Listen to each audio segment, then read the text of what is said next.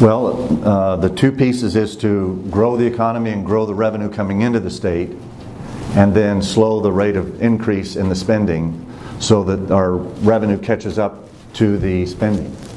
As I described earlier, this year the state budget spending level is about $8.8 billion, but only 8.4 is coming in.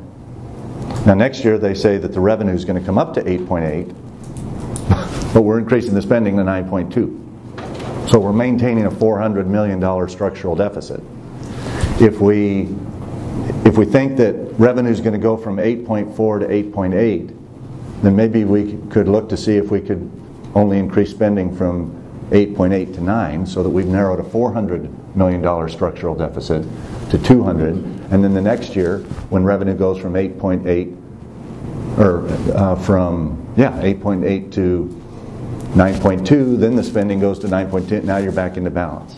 I mean, sometimes you can't get there in 1 year, but if you've got a gap, just maintaining the same gap from 1 year to the next doesn't solve the problem.